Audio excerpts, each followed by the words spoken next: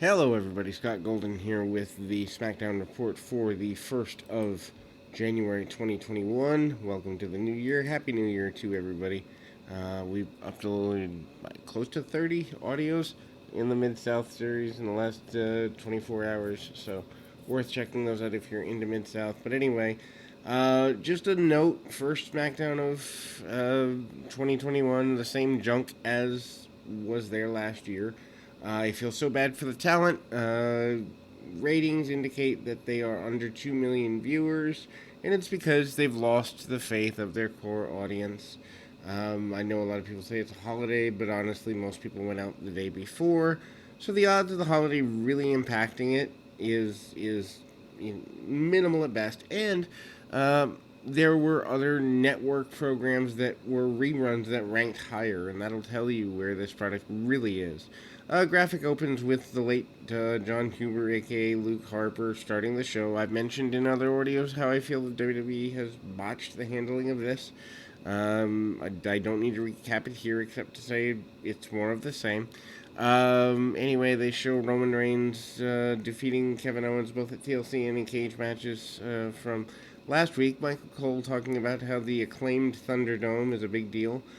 Who? Who is acclaiming this Thunderdome project? Like, give me names, because obviously they've had mental issues. Anyway, Reigns and Uso and Heyman come out. They walk out slowly. Reigns wishes everyone a happy new year. He says he impacted 2020 year, the 2020 year, and of course he was the head of the table and made everything work. It was a rough year for everybody, but at least they had him pretty much. Reigns points out that everything he touches turns to greatness, well, except the ratings of the shows he's on. Reigns praises Heyman for the accomplishments and note that Heyman saved him. Turns his attention to Jey Uso. Reigns always knew Jey could be in the main event. Uso is praised, and Kevin Owens' music hits. Reigns is annoyed. Owens comes out and demands they turn his music off. And then basically they fight over this being about Uso and not Owens. Owens points out that Uso helped Reigns beat him twice.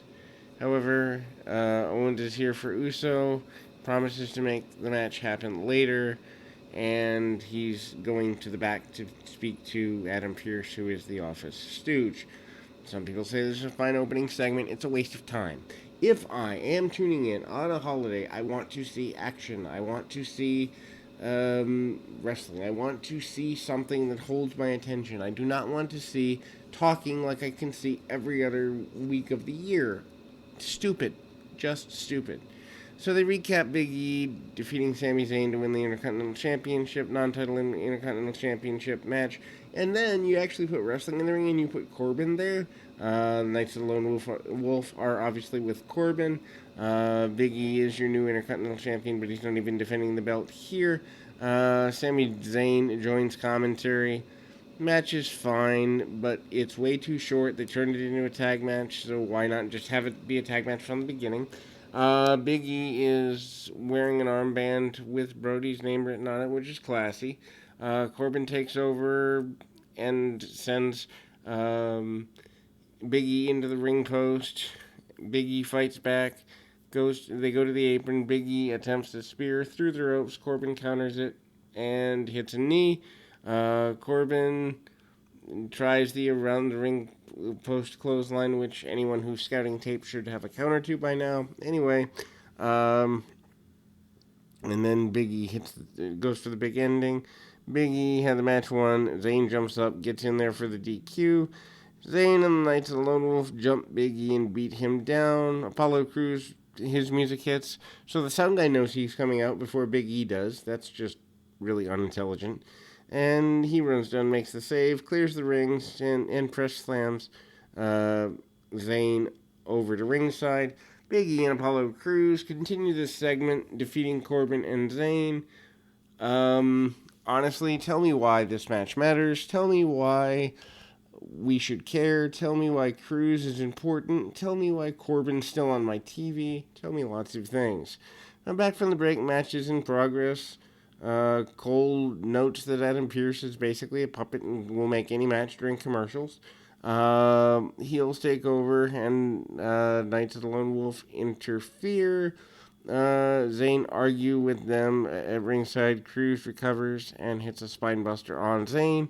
Big E hot tags, goes nuts, belly to belly suplexes, and a splash on Corbin. Sets up for the big ending. Corbin hits the deep six for near fall.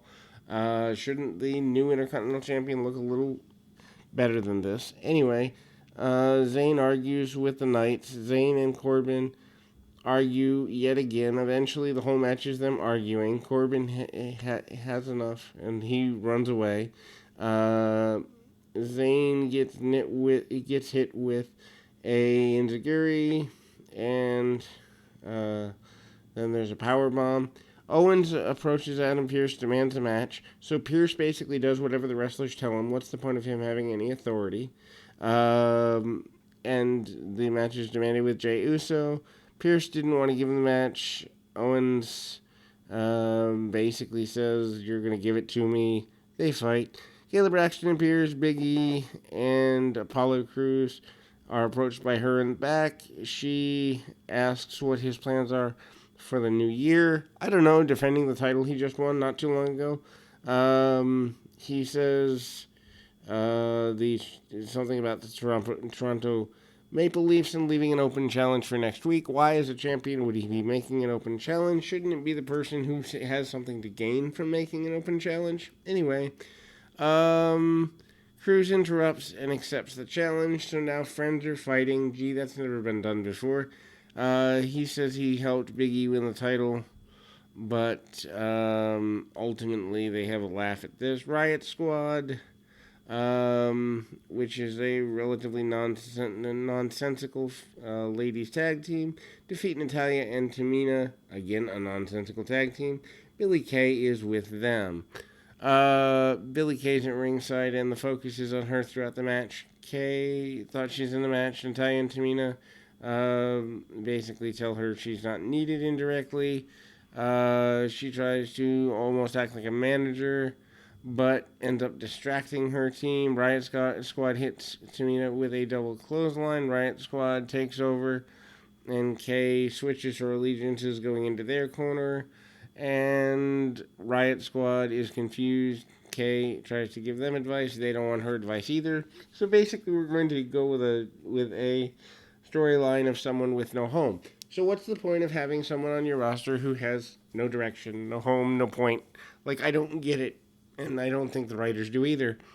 Anyway, Tamina goes after the Riot Squad pretty aggressively. She regains control, goes for the Samoan drop. Kay tries giving her advice. Morgan recovers, rolls up Tamina for the win. That's like the 100th roll-up in the last year. But I guess we reset because it's a new year. I bet you there's at least 125 roll-ups over the next 52 weeks on WWE TV.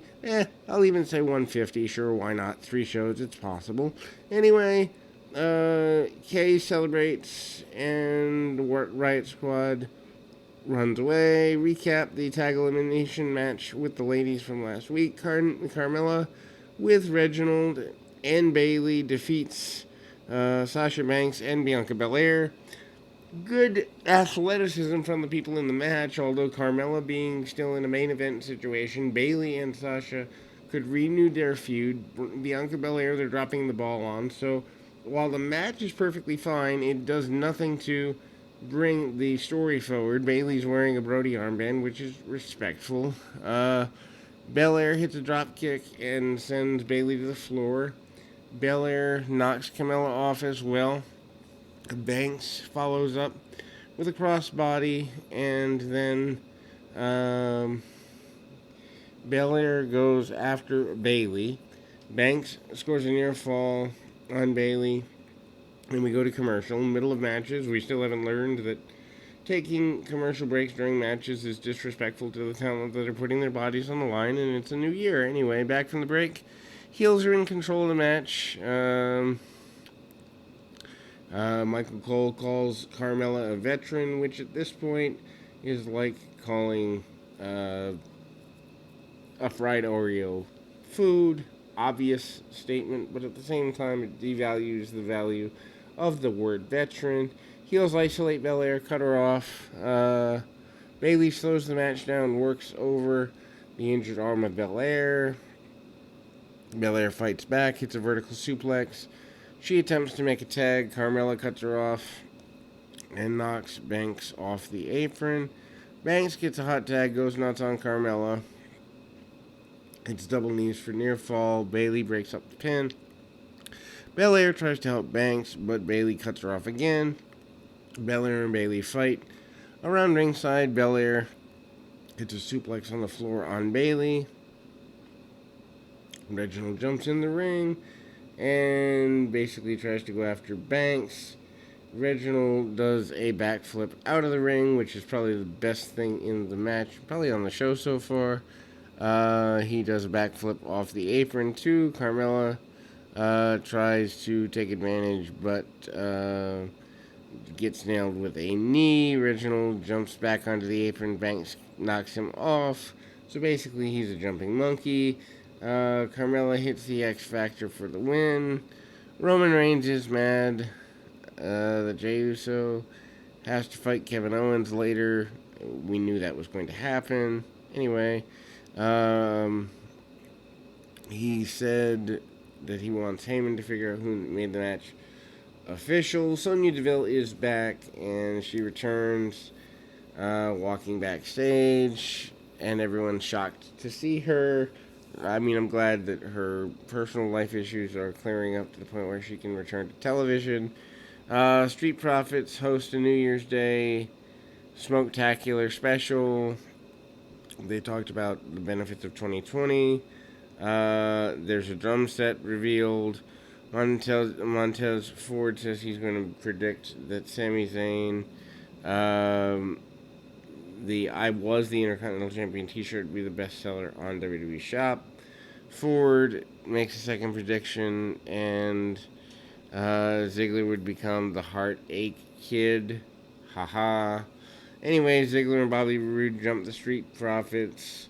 Roode beats down Dawkins using a chair, tosses him over the barricade. This is just lame.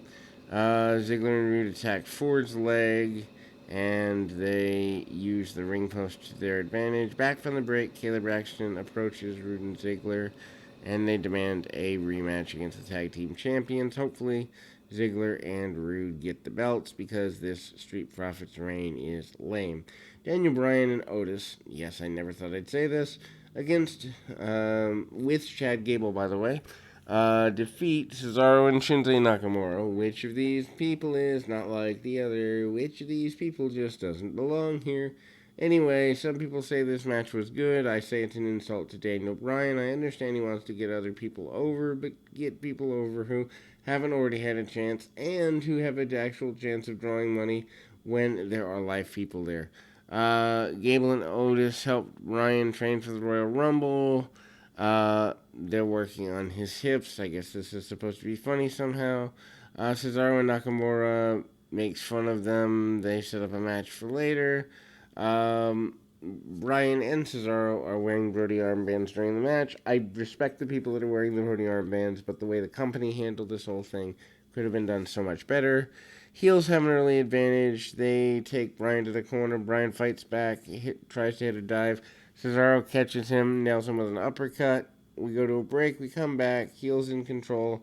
Cesaro slows the pace. Bryan fights back, makes a hot tag to Otis. Otis goes nuts. Cesaro